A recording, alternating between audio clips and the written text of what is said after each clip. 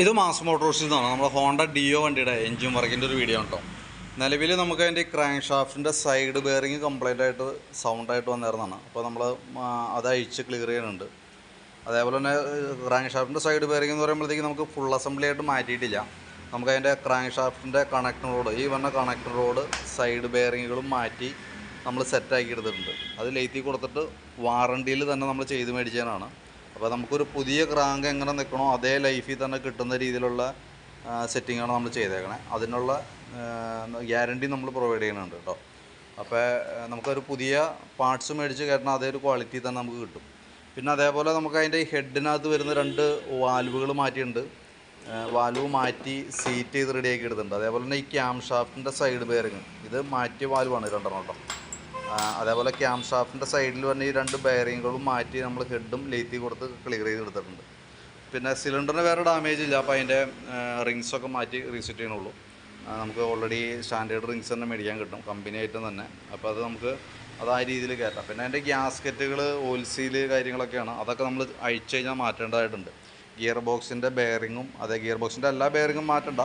നമുക്ക് 6004 എന്ന് പറയുന്ന ഒരു നമ്പർ തന്നെ ഒരു ബെയറിംഗ് ഉണ്ട്. ഈ ബെയറിങ്ങൊക്കെ നല്ല ബെയറിങ്ങാണ്. സൈഡിൽ വന്ന വീല് കണക്ട് ചെയ്യുന്ന ഭാഗത്ത് വന്ന ബെയറിങ് അതും മാറ്റി അതിൻ്റെ ഓയിൽ സീൽ കാര്യങ്ങളൊക്കെ മാറ്റി നമ്മൾ സെറ്റ് ആക്കുന്നുണ്ട്. അപ്പോൾ ഞാൻ അതിൻ്റെ വർക്ക് ഇന്ന് കംപ്ലീറ്റ് ചെയ്യും, എഞ്ചിൻ്റെ ഭാഗം ഇന്ന് കംപ്ലീറ്റ് ചെയ്യും. പിന്നെ നമുക്ക് അതിൻ്റെ ടെസ്റ്റും കാര്യങ്ങളൊക്കെ കഴിഞ്ഞതിന് ശേഷം നമുക്ക് നാളെ വണ്ടി എടുക്കാവുന്ന രീതിയിലേക്കാണ് നമ്മൾ സെറ്റ് ആക്കണത്. നാളത്തേക്ക് വർക്ക് കംപ്ലീറ്റ് ആക്കി നമുക്ക് ബില്ലാക്കാം. അപ്പോൾ അതിൻ്റെ ഡീറ്റെയിൽസ് ജസ്റ്റ് ഞാനിപ്പോൾ സെറ്റ് ചെയ്യണേക്കാളും അതിൻ്റെ ഡീറ്റെയിൽസ് ഒന്ന് അപ്ഡേറ്റ് ചെയ്യുന്നുള്ളൂ. അപ്പോൾ ഫുള്ളായിട്ട് നീറ്റായിട്ട് ക്ലീൻ ചെയ്ത് നമ്മൾ റീസെറ്റ് ആക്കി എടുക്കുന്നുണ്ട്. അത് 1 വർഷത്തെ വാറണ്ടിയിലാണ് ചെയ്യണത്. അപ്പോൾ ഞാൻ വർക്ക് കംപ്ലീറ്റ് ചെയ്ത് കഴിഞ്ഞതിന് ശേഷം നമുക്ക് അതിൻ്റെ കറക്റ്റ് ഡീറ്റെയിൽസ് ഞാൻ പറഞ്ഞുതരാം. അത് ഏതൊക്കെ ടൈമിലാണ് നമുക്ക് അതിൻ്റെ സർവീസ് കാര്യങ്ങൾ വന്നത്, അതൊക്കെ എങ്ങനെയാണ് ചെയ്യേണ്ടതെന്നുള്ളതൊക്കെ കൃത്യമായിട്ട് ഞാൻ മെൻഷൻ ചെയ്ത് തരാം കേട്ടോ. അതും പ്രകാരം കറക്റ്റായിട്ട് ഫോളോ ചെയ്യാം. 1 വർഷം അല്ലെങ്കിൽ 12,000 കിലോമീറ്റർ ഏതാണോ ആദ്യം വരുന്നത് അതാണ് നമ്മുടെ വാറണ്ടി കാലാവധി കേട്ടോ. അത്യാവശ്യം നല്ല ഓട്ടമുള്ള വണ്ടിയൊക്കെ ആണെങ്കിൽ 12,000 കിലോമീറ്റർ നമ്മൾ നോക്കണം. ഓട്ടം കുറവുള്ള വണ്ടിയാണെങ്കിൽ ഇപ്പോൾ ചില വണ്ടികൾക്ക് വളരെ ഓട്ടം കുറവായിരിക്കും, 10-15 കിലോമീറ്ററൊക്കെ ഒരു ദിവസം ഓടണ്ടാവുള്ളൂ. അങ്ങനെയുള്ള വണ്ടിയൊക്കെ ആണെന്നുണ്ടെങ്കിൽ നമ്മൾ വർഷം കണക്ക് കൂട്ടും. ഏതാണോ ആദ്യം തന്നെ അതാണ് നമ്മൾ വാറണ്ടി പീരീഡിൽ കണക്ക് കൂട്ടാം.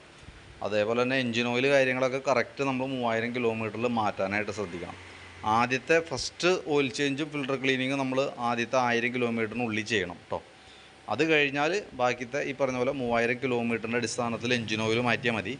പീരിയോഡിക് സർവീസ് 4 മാസം കൂടുമ്പോഴാണ്. അതിൻ്റെ ഡീറ്റെയിൽസൊക്കെ ഞാൻ അപ്ഡേറ്റ് ചെയ്യാം.